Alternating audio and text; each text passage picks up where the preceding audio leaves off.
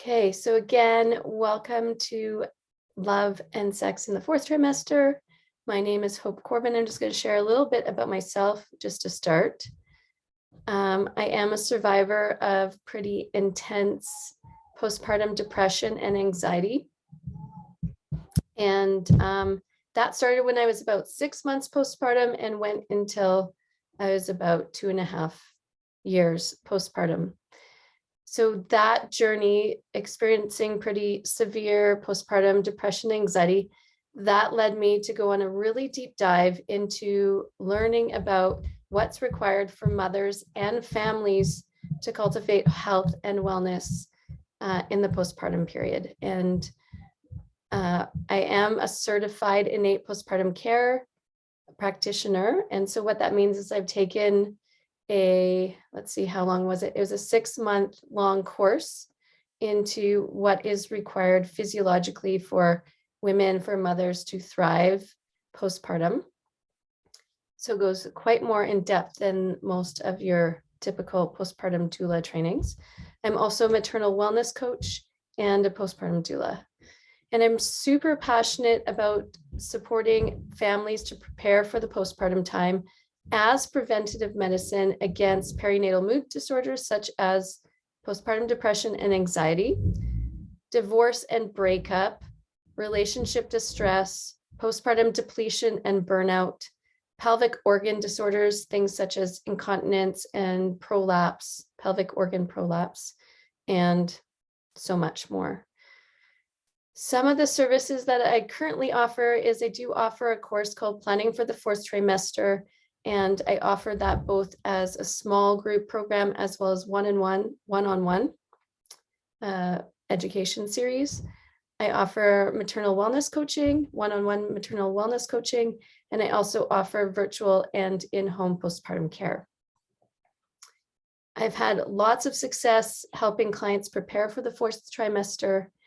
And it's a really big passion of mine. I've just seen the difference in my clients between those who have spent time educating themselves, doing a lot of preparation for the fourth trimester, and those who just walk into it not having a clue what to expect.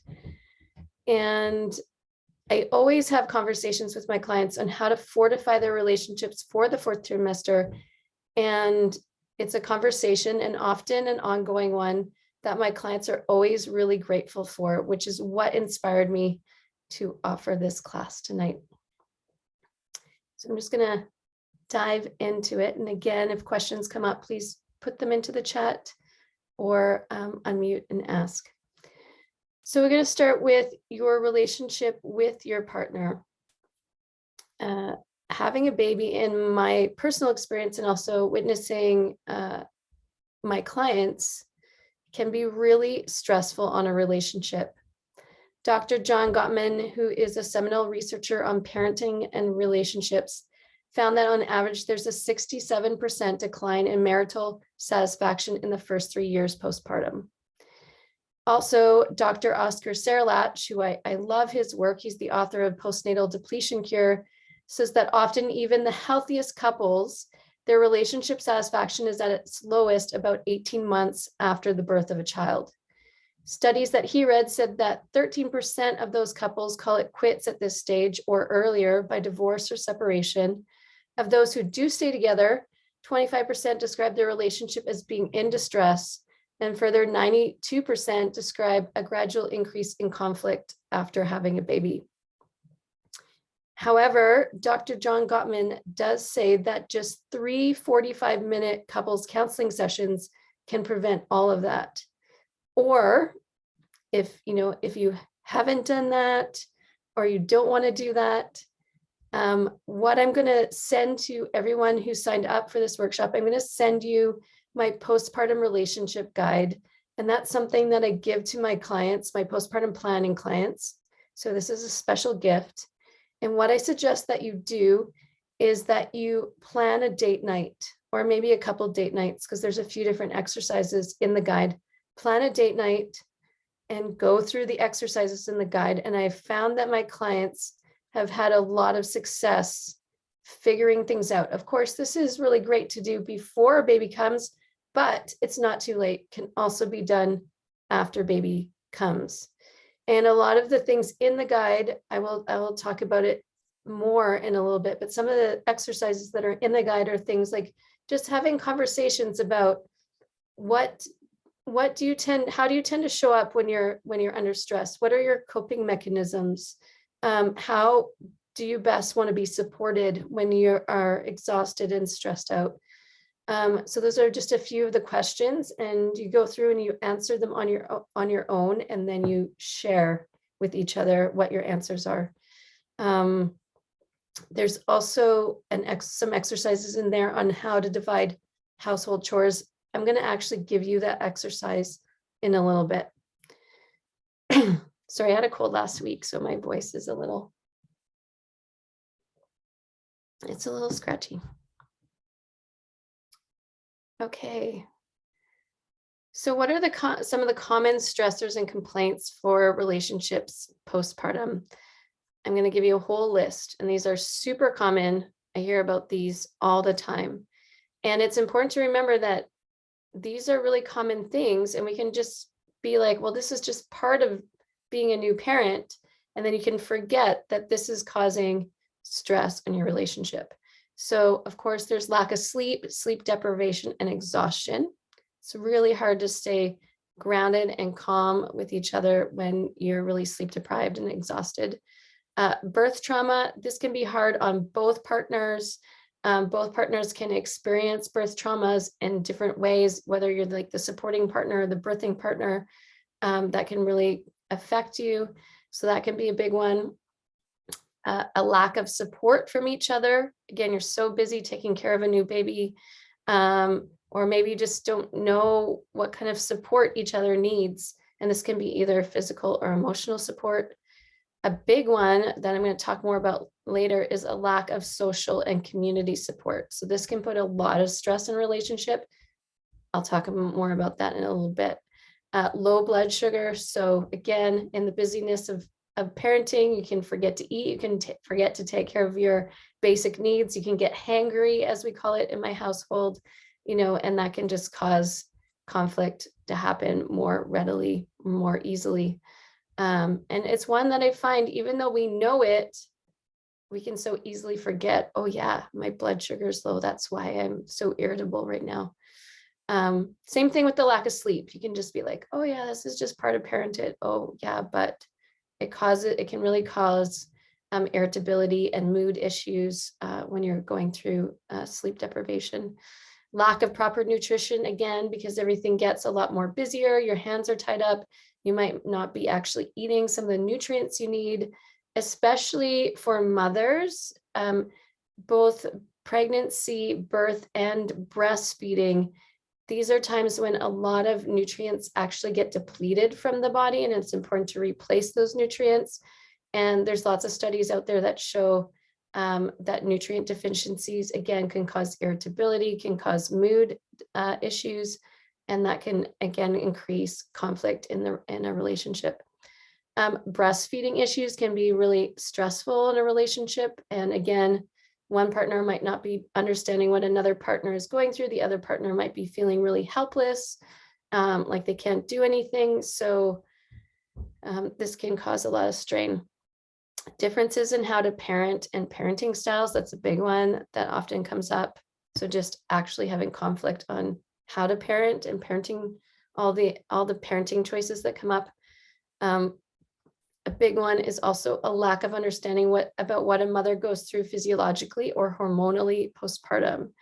So not having the supporting parent being able to understand, and they can't understand, and also maybe not having the education around what a mother is going through hormonally, which then affects emotions. So that can be a big cause of strain. A big one that goes past the postpartum and onwards into relationship is a lack of equity with housework and child rearing. So having difficulty dividing household and child rearing responsibilities. That's a big one. And in fact, I'm going to specifically speak to that one again in a little bit. Lack of communication, again, too busy, not enough time, things, you don't have the same amount of time to actually communicate about stuff, that can be an issue.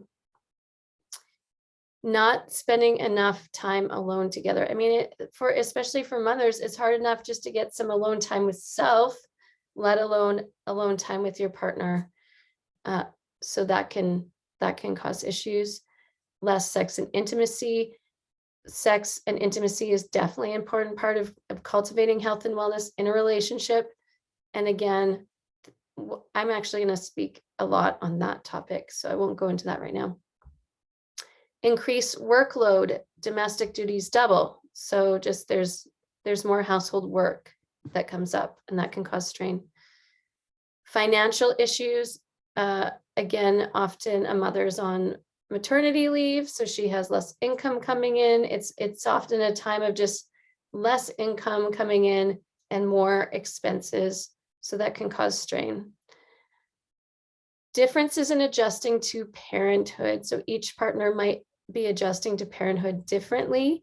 And I do find, and not across the board, I mean, there's not even enough support for mothers as it is, but there's still more support for mothers usually than fathers or partners in the adjusting to parenthood. There's more support systems often for mother, even though I still don't think there's enough.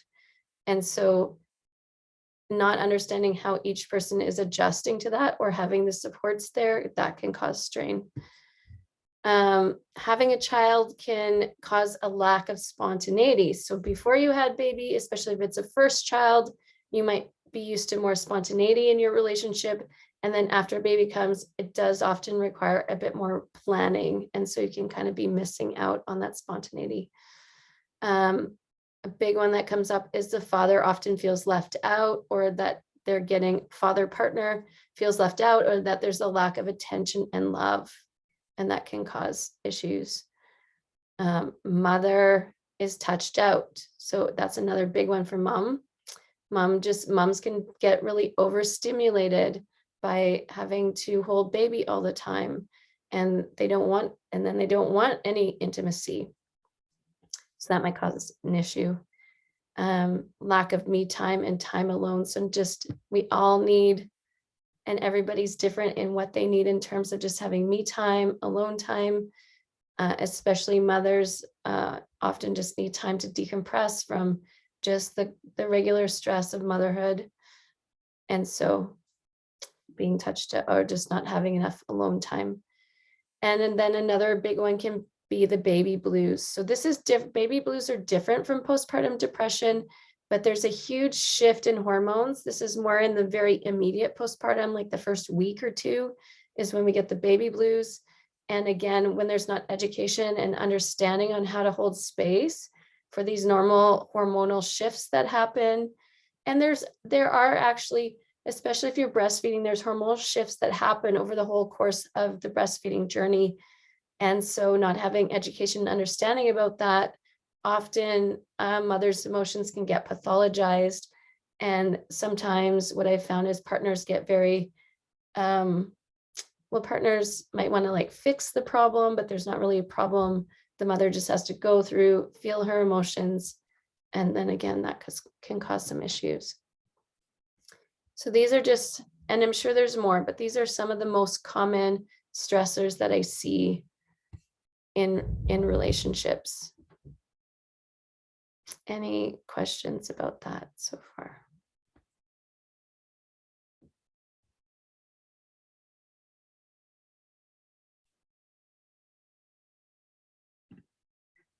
Not so far. Okay, great. Okay, so here are some ideas, and this is where you might want to take some notes or listen to the recording later, but I've got a whole list of ideas on, and these are the ideas that I give to the parents that I work with. So I'm not holding anything back today, to support maintaining your connection and navigating the changes of having a baby. So of course, I don't think it's ever a bad idea to get some counseling sessions, to find a couples counselor. This is a huge time. It's a major life transition. There's so much changing, and it just makes sense that there will be huge shifts and changes also in your relationship. So this can be a really good thing to do prenatally, is to actually have some counseling sessions just to troubleshoot potential disagreements and to prepare what is to come. But also after the fact, if things do come up, it's never a bad idea. It doesn't mean that you're broken or something's wrong with your relationship. Getting extra support can be really helpful, and having support to navigate the changes. Again, as I said earlier, it can be really helpful to plan a date night or two to explore the conversations that I am giving you in my postpartum guide, and to do those practices. And again, ideally done before you have baby, but even after the fact can be really useful. So plan a date night, do those exercises, have those conversations. Some of them will be really easy conversations to have. Some of them might be more difficult to have. But I think having these conversations can be really support you coming actually closer together and figure out some coping mechanisms that can support you in navigating when you those times when you are exhausted, when you're sleep deprived, when these stressors that I've talked about come up. How can you really be there to support each other rather than kind of like antagonize each other? So, and especially for the parents out there that some of you might be watching the replay, that you are planning right now for the postpartum, be willing to have the hard conversations before baby comes. Another one is to brainstorm how you can both get your most essential needs met after baby comes. Things like me time, intimacy, sexual connection, whatever your needs are. Often a big cause of conflict is not having certain needs met, and not having a hard time communicating. Sometimes, especially for mothers in the postpartum time, you're like, I don't even know what I need right now. I'm just like exhausted and whatever. I don't even know what my needs are. So if you are in that space of like, I don't even know where my needs are, that's where sometimes talking to someone like myself, who has been there and has experience supporting parents and mothers in navigating these things, can be useful. I find a lot of times I can sit down with mothers and be like, okay, let's ground, let's connect, let's center. What do you need right now? And we can have a conversation about how to get those needs met. But also being willing to do that with your partner as well. Brainstorm who or what is your support for your relationship when things get stressful or hard. So what are those healthy coping, and coping mechanisms are not always a bad thing. What are the healthy coping mechanisms you have? Who can you reach out to support? If you have to make I've had some of my clients, and this has been more for their own self-care, but create like an emergency sheet that they put on their fridge for those moments when they're like, okay, I'm totally stressed out.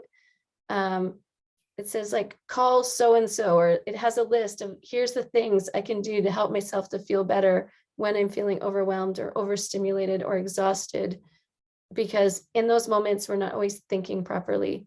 So brainstorm with your partner, who or what is your support for your relationship when things get stressful or hard, and then make a list, put it somewhere easy to find so that, in those moments when it's like very overwhelming, you can just look at it and you know what to do. In terms of cultivating health and wellness in your relationship, know each other's love languages and do the little things.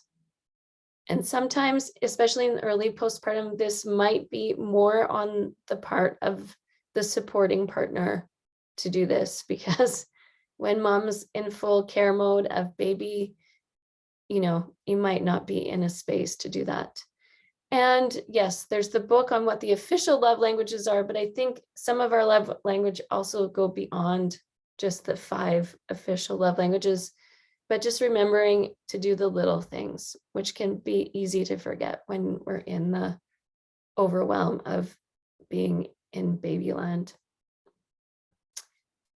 Remembering to be learners together, and remembering that there's no right or wrong way to parent. Well, there might be some really wrong ways to parent. Maybe there are some, but there's no absolutely like right way to parent. And one of my mentors, her name is Wapio. She's an elder midwife, and she has this saying that I really need to make, even for myself, I need to make a big poster and put it on my wall, because one of the things that really dragged me down in early motherhood was getting too attached to my ideals. So she has this saying that ideas are great and ideals are suffocating. So it's great to have these ideas, but often they can be too hard to live up to. So again, just remembering that you both are in this together, that you're learning together, and there's no absolutely right way to parent. So being willing to listen to each other and be in the process together. Express appreciation often. So just remembering to actually say thank you for the things that, all the ways that you are both contributing as parents and as partners. So some of these things you might even, again, might want to make a little poster, post it somewhere where it's easy to see, because again, when I know what it's like to be in that state of overwhelm, sleep deprivation, all these things are so easy to forget. And also, sometimes supporting partners need extra reminders too. Remembering to greet each other's incomings and goings, and when leaving the house and arriving. So taking that extra little bit of time to actually say hello, say goodbye, give each other that little peck in the cheek, or whatever your personal rituals are with each other. Or if you don't have one, make one. How do you greet each other in your comings and goings? Take time to connect before sleep and upon waking with eye contact or a verbal greeting. So some of these are just great relationship skills in general, but again, just the reminders, because it is a very stressful and overwhelming time. Try to dedicate at least 5 minutes a day for loving connection, whether that is eye gazing, light touch, or talking. So the thing is once you become a parent and you have a child, and especially for those of you who are first-time parents, but even like there's a big life transition, even from parents of one to parents of two, from parents of two to parents of three, everything changes. But from being new parents, again, there's a lot more spontaneity in the relationship. And then after we do I've found at least that with me and my partner, and in fact, just even today, we're having conversations about it. It's a bit more like, I know it kind of sucks, but like scheduling in that couple time, or that partner time, or that intimacy time, scheduling it in. Okay, this is a time that we're going to make, or making a daily ritual of it. Also making time for honest communication, because again, that can get really sidelined in the chaos of it all. So again, you might have to kind of like reach out and be like, I need to have a conversation with you. When can we do it? When was a good time? It's often good for both partners to ask, when is a good time, and not just to like, I need to talk to you right now. You know, if a supporting partner is coming to a mother and she's like, you know, in it with motherhood, it might not be a good time, you know. I know that really came up with my partner and I. Like, he called me one day on the phone, really needed my support emotionally or as a sounding board, you know, and like all of a sudden my son is like screaming, and I just had to be like, I'm sorry, I gotta go, click, you know, this is not a good time. So asking, you know, when is a good time for us to sit down and have a conversation and communicate. Some of the most successful couples I've seen really commit to planning a date night once a week. And I know depending on each person's situation, that might be difficult. I feel like my partner and I were just getting to the point of figuring that out, and then the pandemic happened. So we're still in a place of coming back, and also his work schedule's all over the place. But again, just from my observations, the most successful couples They plan a date night once a week. They have, whoever, a babysitter or a family member or someone that they trust come over, watch the baby. And then actually, I think, Lindsay, I hope it's okay if was it Lindsay? No, it wasn't Lindsay. It was somebody else was sharing the story actually of, at first the father just come over and then they just go upstairs to the bedroom and like watch a movie or talk and actually usually have a nap together at first in the early weeks and months. And then later on, now they're started going out, you know, for a meal or a movie or whatever. So it can be something simple. And if once a week is too much, then maybe at least once a month. But something that you're like, okay, the fourth Friday of every month, we've got our sitter, we've got, the grandparents coming over, whoever it is, and we're gonna go and have some us time. So it can be good just to, as a couple, in your relationships, to have conversations about what are some other ways that you can brainstorm that might help you keep your relationship healthy and nurtured. So having those conversations.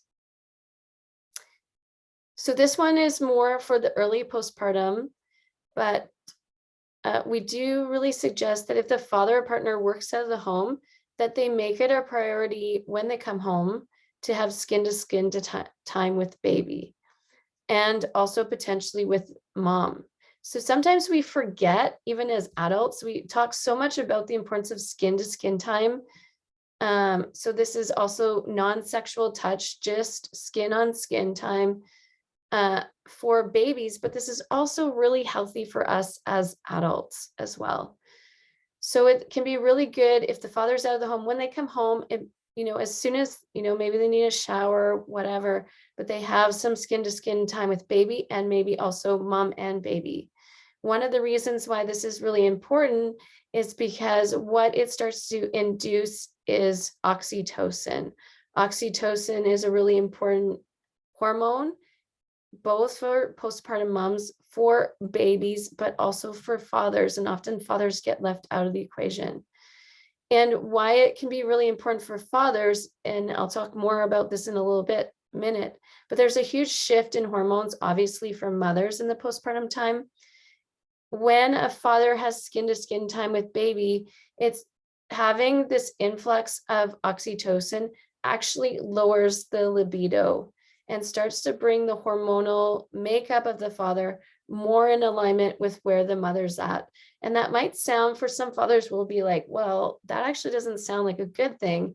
But in the more immediate postpartum, which is like the first 6 weeks postpartum, this is actually a good thing to be in the resonance of where mother is at. So this will actually start to lower a father's testosterone and make him be more interested in more in intimacy and less in sex, which can be a really good thing in those early weeks as well. There's been research that has showed that when a father has skin to skin time with the baby, then there's more of their kind of healthy paternal instincts kicked in, and there's more of a bonding that happens between father and baby, and they're going to be more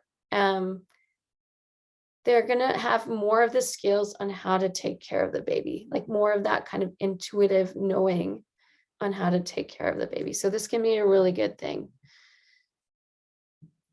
So it just supports a father to come more in resonance of where the mother baby dyad is at.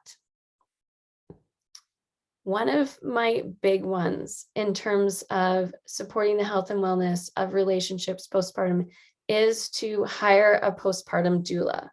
And of course, it's easy to say, well, you are a postpartum doula, so of course you're going to say that. But the whole reason I became a postpartum doula is because I didn't have that support in my postpartum. And after the fact, I realized how useful and healthy it would have been if I did have that support. So one of the big things, again, as I said earlier, one of the big things that causes strain in relationships is not enough social support. And sometimes we can find that in our community, from our friends, from our family members. But the thing is that as a culture, we have forgotten how to take care of mothers, how to take care of families in the postpartum time. And the great thing about a postpartum doula, and especially an innate trained postpartum doula, is that they're specifically trained in how to take care of mothers and families in the postpartum time. So my last tip on this, which is kind of connected to the same thing, is that it does really take a village, not only to raise a child, but also to cultivate health and wellness in relationships. So taking time to also brainstorm either yourself or with your partner on how can you build your village of support so that it can support your relationship to thrive. One example I have, I ended up going to a talk by John W. Travis, MD, many, many years ago before I had a child. The interesting thing is that his wife wrote the book Why Dads Leave. So part of John Travis's kind of a big part of his work has been talking about something, and I think he's had different names for it, but I think it's postpartum male rejection syndrome. So what happens in the postpartum time when mom is so enmeshed with taking care of baby, and dad feels again forgotten about, doesn't get the intimacy that he needs, isn't getting the love and support that he needs. And this is the problem with our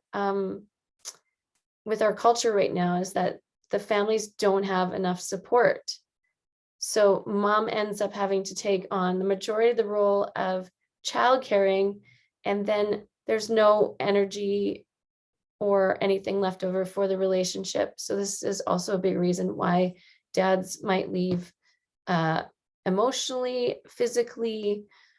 So what John Travis did after like his first relationship kind of collapsed and he kind of tuned into what was going on, is they had their childless auntie, and I specifically called them childless aunties. So aunties, or it could be uncles, whoever that don't have children, had the auntie move in for a whole year.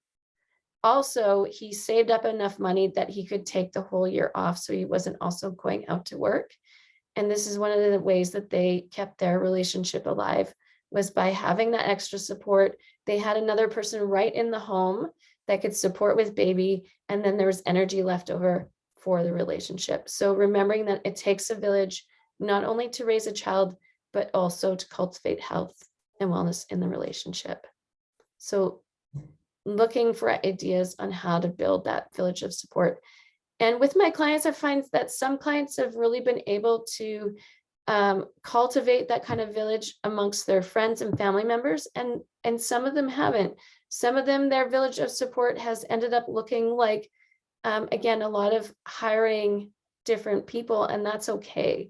So it might be the postpartum doula, it might be the house cleaner, it might be skip the dishes gift cards, or just skip the dishes. It might be a babysitter's, it might be daycare, day home, or nursery school, or whatever it is, becomes the village of support. And so we have to be creative and just be realistic about what our situation is, and being okay with sometimes, sometimes the village comes from friends and family, and sometimes it comes from hired help.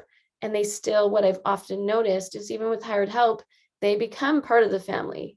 They become part of your village, and that's okay. Okay, any questions so far before I'm going to dive into an important exercise?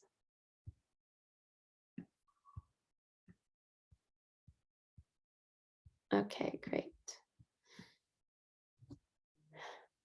So again, as I said earlier, a big strain, and this goes way beyond just the early postpartum. It goes way past that, just into relationships in general, and is often a big cause of resentment and strain in a relationship, is the equity in the division of household and child rearing labor. And so, and just the division of household chores or child rearing chores. I read an article recently, and there's an interesting statistic in that lesbian couples experience the greatest equity in their relationship. And so I like the word equity because it's different from fairness or like equality, in that it's like sometimes the division of labor is not exactly equal, but it feels fair. So there's the greatest equity in lesbian couples relationship after having a child over like versus both straight relationships and gay male relationships. The lesbian couples felt like they had more equity in the relationships. So I was kind of like, well, why is that? And a big part of it apparently was because they are not attached to stereotypical gender roles. And funnily enough, I guess in gay male relationships, there's still a bit more attachment to stereotypical gender roles. They had a greater communication about what is expected of each partner, and they were willing to have the hard conversations on the division of labor in the household, and found a way to divide all the household chores and the child rearing chores in a way that felt really fair to both people in the relationship. And a lot of it was like, what is your capacity and what also do you want to do versus what are you expected to do? And yes, it still sometimes looked like, well, the parent that was home more often ended up taking on a bit more of the household chores, but there wasn't that like thing like, well, you're the woman, so this is your work, and you're the man, so this is your work, and this is how we're going to divide labor. So they were willing to have the conversations and really feel into what each person's capacity was and what each person was interested in doing. So it can be really difficult for a new mom to rest and relax when it feels like the house is getting chaotic and falling apart. So I'm going to offer you an exercise on how to divvy up the household chores. And this is also in my relationship guide, but I just thought I'd offer it here. So this exercise lets you decide what is essential and what is preferable and what is forgettable. And it might be good for, again, this is a conversation to sit down together, and you might have different ideas about this. And this can raise good awareness of like, what is essential to one person might not be essential to the other person. So having that conversation. This will help keep things in perspective and help guide you on what you might need to outsource or hire help for, and what you may be able to let go of for a little while. So you want to start by making a list of all the chores that need doing around the house, it might include caring for older children, laundry, trash, plant watering, dog walking, all of the chores. And then divide them into lists. Which ones are essential, which ones are preferable, and which ones are forgettable? Which ones can we let go of for a period of time? And this is something that you can do specifically for like the first 6 weeks after baby comes. And then you might want a different list for like, okay, beyond that for the first 1 to 3 years, because mom is still going to be in this place of kind of like having a lot to do with taking care of baby, especially for the first year. And then once you've got those lists, which things are essential, which things are preferable, which things are forgettable, then work out who is going to do what. And keeping in mind that a new mother's main job is to rest, relax, and nurture baby, especially and preferably for the first 6 weeks postpartum. Then outsource what you can and be willing to change up the plan if it's not working.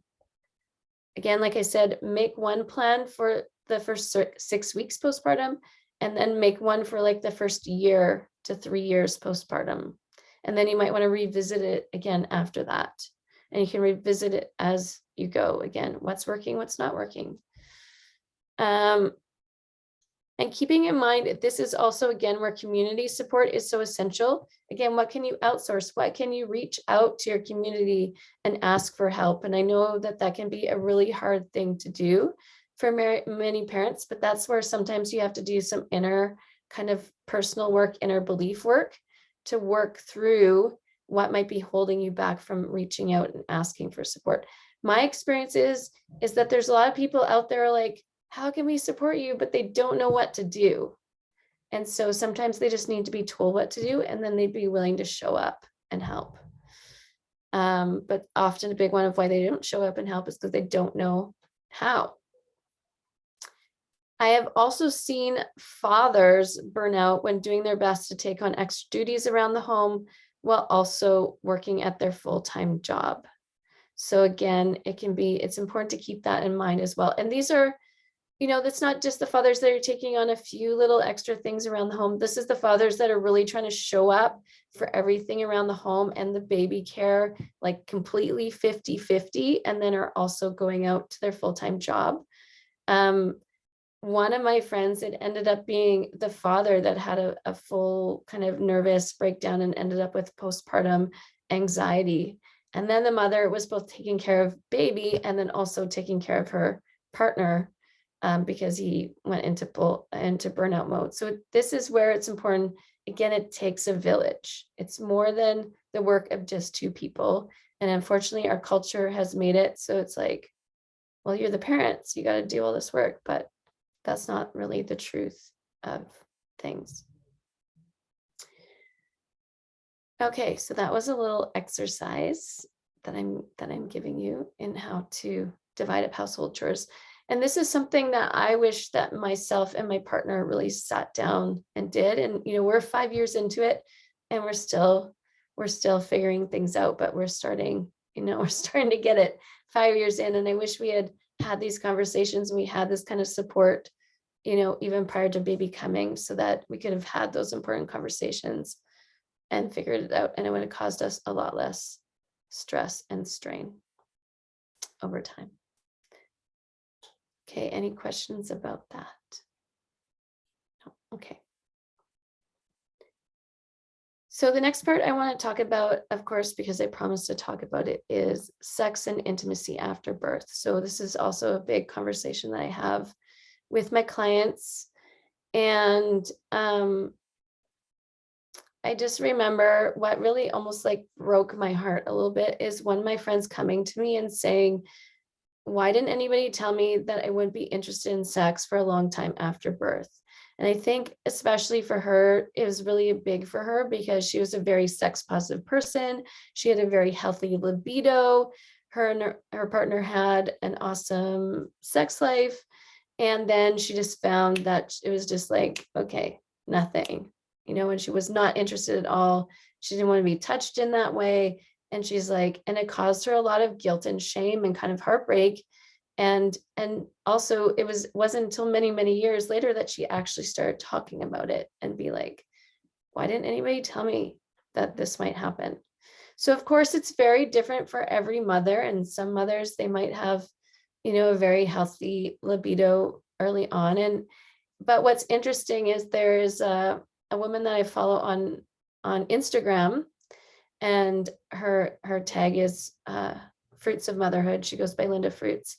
And I believe she put out a little poll in her stories and asked, and she's got like thousands of mothers following her because she does a lot of mom humor stuff, like a little poll of like, after having children, is your sex life the same or different or not interested? And it was crazy. I think it was like 80% of women that answered the poll were just like, our libidos are super low. We're not interested after having children. So it is pretty common. So I think it's an important conversation to have. And keeping in mind that in terms, again, because one of my big MOs is preventing perinatal mood disorders. And I just know in my experience that, and also like, again, relationship breakup and divorce and these things, that having a healthy sex life is both really great for a mother in terms of her mental and emotional health, and also for the health of the relationship.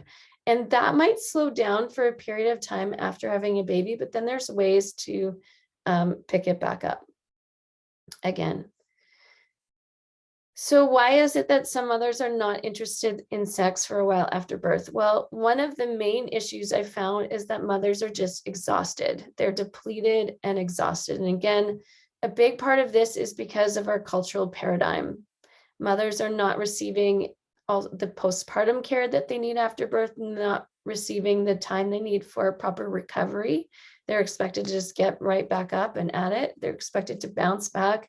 They're experiencing sleep deprivation. They're expected to do way more than often is humanly just healthy and possible, and to live up to these different expectations without having the social support that they need to actually do it and keep themselves healthy. So the big reason is often just exhaustion, depletion, and also just being overstimulated in their nervous system by having a baby on them all day, which is a good thing. It's babies need to be held and touched, but sometimes it's just too much for mother to do all on their own. One of my big sayings is that it was never meant to be attachment parenting, because this thing around attachment is a really big word out there in the parenting community, also in just like the nervous system health community, the idea of healthy attachment, but it's never meant to be attachment parenting. It was meant to be attachment villaging. Again, it takes a village. And a lot of the concepts of attachment parenting, things like baby wearing, things like co-sleeping, holding the baby a lot, contact naps, all these things are awesome and they're really important and good for babies, but it's often too much for one person to do. So again, leaving mothers exhausted, depleted, touched out. The other big one is that hormones do change radically after birth. And because we're moving in a space where mother's primary purpose is to really bond and care for baby. And so it's normal with this hormonal shift for the libido to drop and for mother to be more interested in just basic intimacy and connection. So there's a huge rise in oxytocin. There's a huge drop in estrogen. Estrogen is one of the hormones that supports a healthy libido in a woman. And so that those levels drop to kind of like a post menopausal stage, and are really, really low. And then there's more oxytocin. So oxytocin is interested in just like touch and intimacy and not necessarily in sexuality. I also heard this theory that mothers, and especially mothers that are interested in more the attachment parenting style, they're going to be spending more time with the pheromones of their baby. So they're going to be, again, that awesome baby smell, smelling their babies, getting the pheromones of the babies. And again, it's an evolutionary mechanism to lower the libido of the mother for many reasons. It's actually not that healthy to give birth to baby right after baby. And I know it happens, and that's okay. But from a Chinese medicine perspective, they very specifically space their children out every 3 to 5 years, because apparently that is what it takes for a mother to kind of rebuild her chi and rebuild her nutrients, so she's not going into a space of depletion.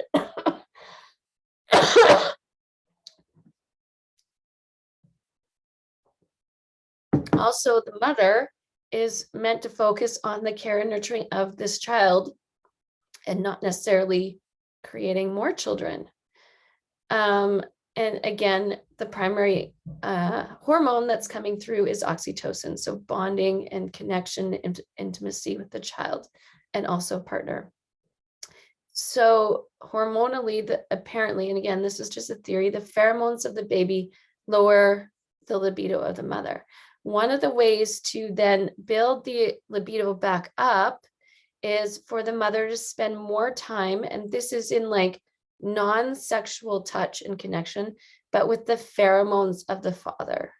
So spending time, and I know, for example, it's hard for me and my partner because we all three sleep in separate rooms at the moment, and then my son usually comes and slips into my bed in the middle of the night. We're not yet sleeping together again. I had a really bad sleeping disorder postpartum. And so I've been in recovery from that and have needed kind of my own space to sleep. Um, so one of the things is, if you have made transitions like that, how can you spend time and kind of in a non-sexual way being around the pheromones of your partner to help again build back the estrogen, lift up the libido. And this is I think it's important for supporting partners to understand that often what my experience is, and in talking to a lot of other mothers, is that it can take more time to shift gears than it might prior to baby, to move from, okay, right now I'm in mother mode. And again, there's actually these hormonal functions going on when you're in mother mode. Your sole kind of purpose is nurturing and taking care of this baby. So it can take more time to shift out of mother mode and into kind of partner lover mode. And so you're going to need maybe more of whatever activities, whether it's receiving a massage or actually taking some time off from motherhood, having a bath, whatever it is, so you can shift modes from, like, right now I'm mom, and then right now I'm lover. And there might be some people out there that can hold both at the same time. They can be mom and lover, like, right in the same space. But I found for most mothers, they actually need to shift gears. And I think you can talk to your partner in terms of, and maybe this is not a reality for them, but it's like, okay, when you're in work mode, like really, really focused in work mode, do you need time to kind of shift gears? And now you're in partner lover mode. Maybe not, I don't know. But that might be a way to kind of explain it. So you might actually need that foreplay, that extended foreplay. And it's funny actually, because a friend of mine, Elena, she talks about with her and her partner, they have something called chore play. So part of what kind of gets her excited and turned on is like watching her partner do the dishes or sweep around the house or whatever, getting some chores done around the house. So it's kind of like some motivation. And so they have some chore play, and that kind of gets them excited. That gets her excited and in the mood. So just throwing that idea out there from Elena. Another big one for mothers can also be just the huge changes with body images, or just all the different physical changes that have happened, and coming into acceptance and peace with those changes. They might need extra support from their and kind of assurance from their partners that they're still beautiful, that they're still loved, that they're still sexy. Or they might have to do the self-work, and maybe that's doing work with a counselor, and that's okay. Again, it doesn't mean something's wrong with you or broken if you get that extra support, or just doing some personal work around the acceptance of the physical changes. And so there might just take some time that you need to kind of accept those changes and come into peace and love with your body as it is now after birth. And I'm not a big promoter of the bounce back culture as well, because I think that you can't go back. And also I think it's good for mothers, especially when they're breastfeeding, have a little bit of extra weight on them, a bit of healthy extra weight and things like this. And so it comes into this needing to go into a place of acceptance of these changes. So that can really help. And then with things like the exhaustion, the depletion, that's where you may need to work again on getting the social support that you need, so that you can refill your cup, and that will also raise up the libido when you're not so exhausted and depleted. So it can be things like, again, a postpartum doula. There's night doulas that can help with nighttime sleeping. I'm not a big fan of sleep training. I'll just be really honest. I have no judgment around any parent that does sleep training, because I've been there. I know what it's like, but I'm not a big fan of it, just because of all the research I've done about there can be detrimental effects of doing sleep training. But I have found some really great sleep consultants that don't use sleep training, but can still help parents work through common sleep issues so that parents can get more sleep at night. So reaching out to sleep consultants, getting that kind of support, whatever kind of support you need so that you can fill your cup again. I have been known to say more recently that I think that self-care is overrated and it's more about village care.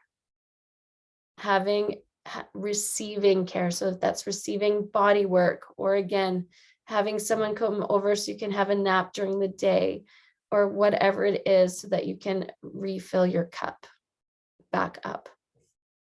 And that will really help. What else did I want to talk about?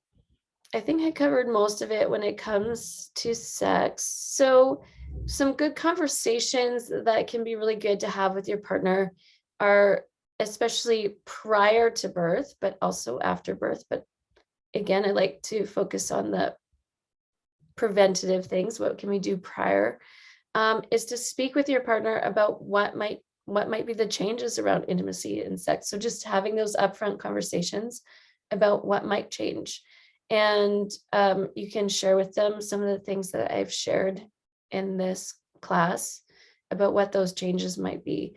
And then how will you navigate those changes and the shifts? And again, mothers probably for a period of time is going to be more interested in intimacy and maybe more non-sexual touch and like cuddling and connection, and less about sex for a period of time.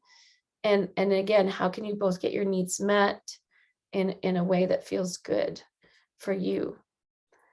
And then maybe how can your sexuality change in the early postpartum so that you can have your needs met and you're both feeling good about things? Again, this might be spending more time cuddling, more foreplay. Maybe it's the chore play, more time just being together in a non-sexual way. And I've found for myself, since having a child, it's like if we are willing to be in that place of no expectations and in that place of more non-sexual touch, then all of a sudden, then I might start getting all excited and more interested in it. Whereas I think mothers have so much expectation put on themselves all the time and all day from their children to all these meeting other people's needs, that when there's more when they have to feel like they have to meet someone else's needs, they're like, okay, I'm not interested. But if it can be from a place of like, or maybe there's just a focus on meeting the mother's needs, and then that gets her excited and interested. But being more in this place of no expectations. Maybe it's just finding times to offer each other massage and healthy touch. And just knowing that, it might be like that for a little bit, but this is the way to maintain connection and intimacy over time. Okay. Any questions about that? No. Okay, great. So I just wanted to go over some of the questions that were kind of put out before the class, and I'm just going to look at them and see if I answered them. How to communicate my needs better as a new mom and to prioritize my relationship. So I think in terms of how to communicate my needs, I think again, there's a couple things I think of. Again, before a baby comes, using my relationship guide, setting aside that time to have a date night, go through those questions. I think having questions like that can really help you to communicate what your needs are.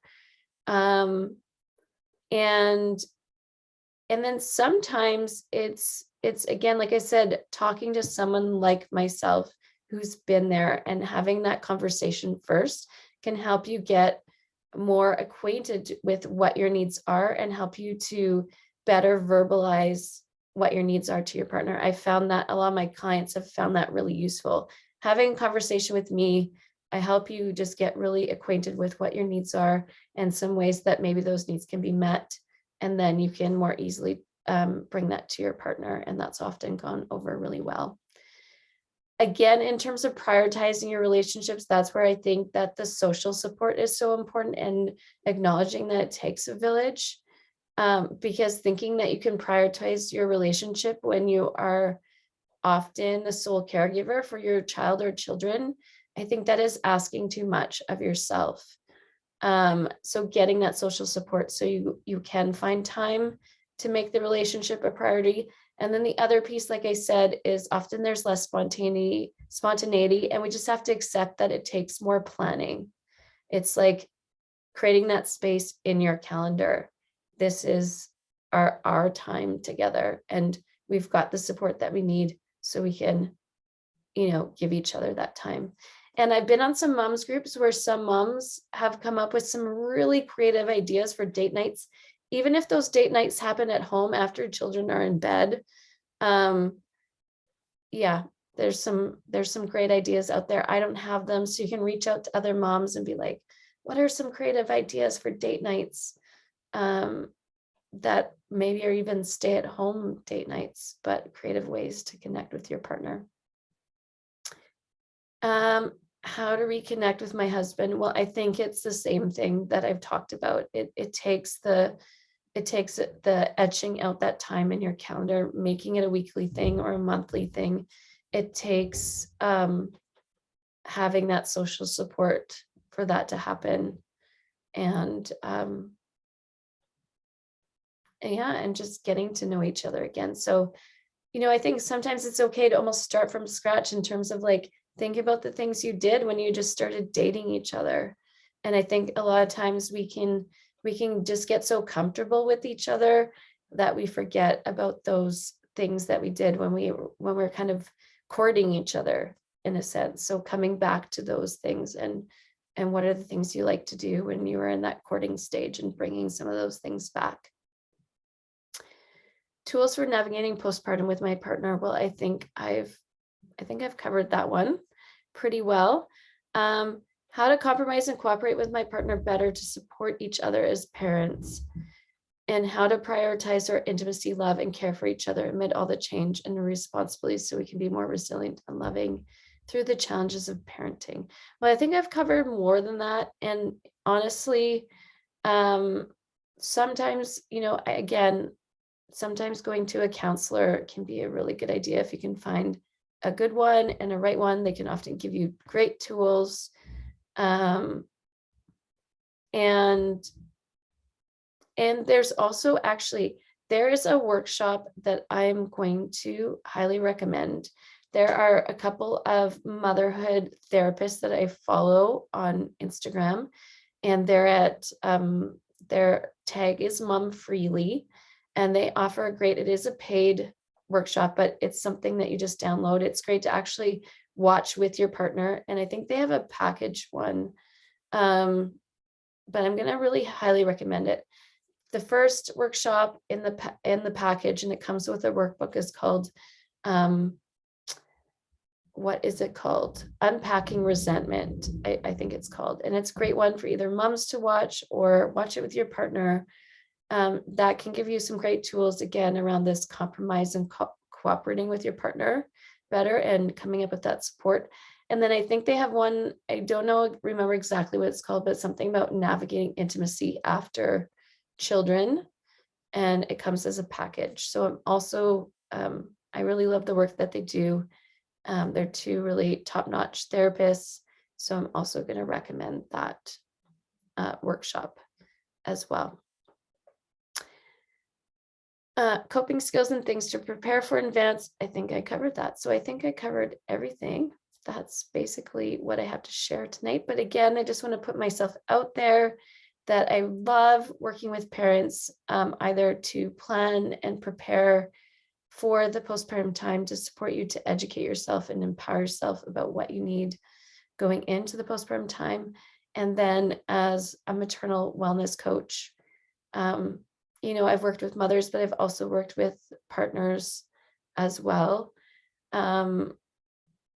Just in chatting about these things and fine tuning and troubleshooting and coming up with creative ideas on how to bring more health and wellness into your relationship. So I'd love to work with you more. If you're interested, reach out, let me know. And if any questions come up from this class, feel free to email me about it after, and I'd be so happy to answer those questions. Yeah. So thank you so much. Oh, Danny did have a question. Is the hormone libido connected to when the moon cycle starts again postpartum? Well, that's a really good question. I don't know if I exactly have an answer to that. But the funny thing, I always remember this, the funniest thing that my midwife said to me, and it's something that I still kind of laugh about, but I've also really taken to heart. She's like, if you are interested in having sex, don't. She's like, don't. And I think she often says that to mothers because sometimes mothers' cycles can start up before they actually even realize it. And they start bleeding and they don't know. And that's when sometimes little oopsies happen. Because I think there's sometimes also this like false belief that, oh, well, I'm breastfeeding, so I'm not that fertile or whatever it is. So she's kind of like, well, if you're interested in having sex, then don't, which, it feels kind of counter to it because it's like, isn't that the time? And I even find at like 5 years postpartum that it's like around the time of ovulation is sometimes, the one time of the month that I am interested still now, whereas I didn't feel like that was so much the case. I mean, yes, maybe it was amplified before having children, but sometimes now, even now, it's still sometimes like the only time that I'm like really, really interested. So I think there can be a connection, of course, to our moon cycles, and the hormonal cycle there, because again, especially while you're breastfeeding, estrogen and progesterone are so low. And then, as you start to ovulate, the estrogen comes back up. And then before your cycle, it will drop again. And then you might not feel so interested. Actually, one piece that I forgot to talk about, and this is more from a physiological perspective, and that also has to do with the cycle, but also breastfeeding, is another big thing that comes up for mothers as they start to experience pain while having sex. And often this can come up because, especially while you're breastfeeding, you'll just be drier. So this is where, again, I think in general, like our culture needs help with this, but it can take a good 30 plus minutes of foreplay for a woman to get engorged. And this means that your tissue has enough blood and like moisture in it to actually have a healthy sexual experience. And I think it can almost take more so after having a baby. So you need a bit more time. And this is a conversation you'll have to have with your partner. It's taken me a long time, it's funny, to have these kind of conversations with my partner, but now I feel I'm much better at voicing my needs, but actually having this conversation of like, these are the changes my body has gone through. And now we have to spend more time, which can be hard because sometimes it can feel like after having a child, like you have this little window of time of when you can get like a little funky with each other. And but like the quickie is maybe just not going to happen, whereas it might more easily happen beforehand. Your body might just need more time getting prepped and up. So it might mean like, okay, let's massage each other. Let's whatever it is again until the juices start flowing and you're really ready to have sex. So that can be a big one and then you might also have to look at using lubricants. Maybe you didn't have to before and now you do more. My only issue with that is like, it's good to be okay with using lubricants, but I guess some of my mentors are really of the mindset of like, if there's the proper amount of prep work, you shouldn't need lubricants. But again, there might just be stuff, but I also think that shouldn't prevent you from using lubricants either. I'm kind of like, I like to be middle of the road. So it's like, yes, that's again kind of the ideal.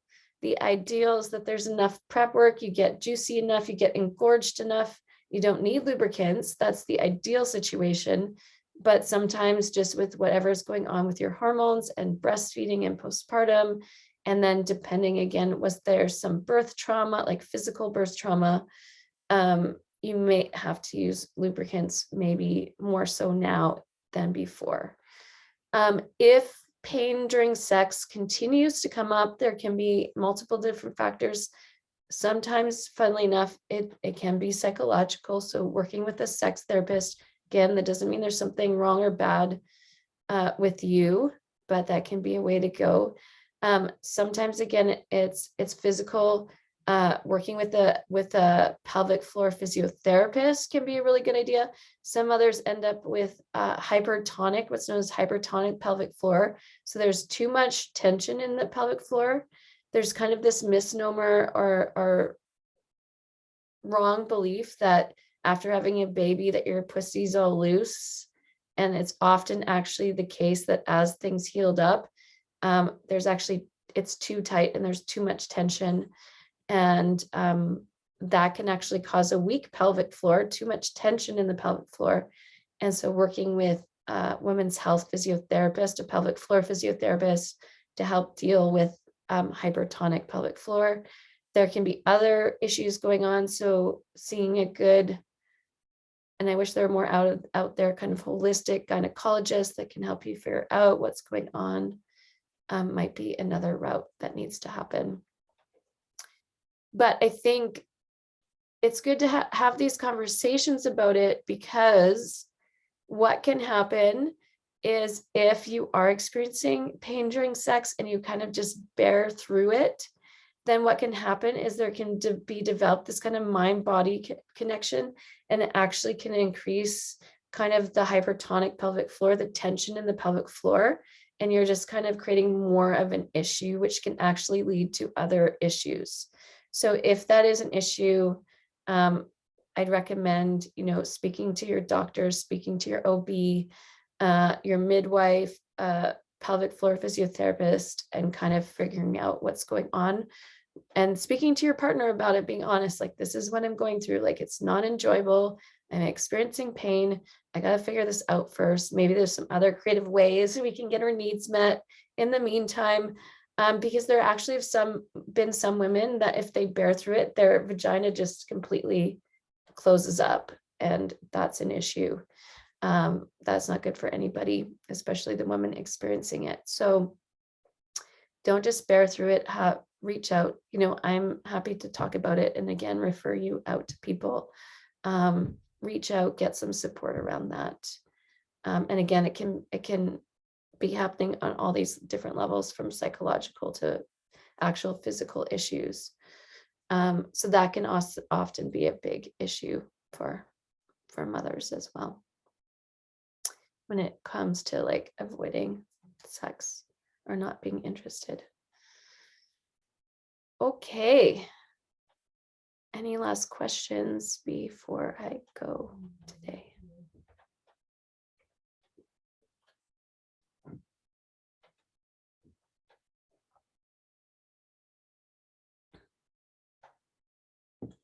Okay, this was really validating and helpful. Awesome. I'm so glad to hear that. Thank you so much for being here. I'm going to sign off, but again, I'll send an email out with the replay, also with my postpartum relationship guide. Again, I highly recommend make a date night, work through that, the exercises in there. And then again, please reach out with any questions, or if you need any support, I am here for you. Yeah, awesome. Thanks.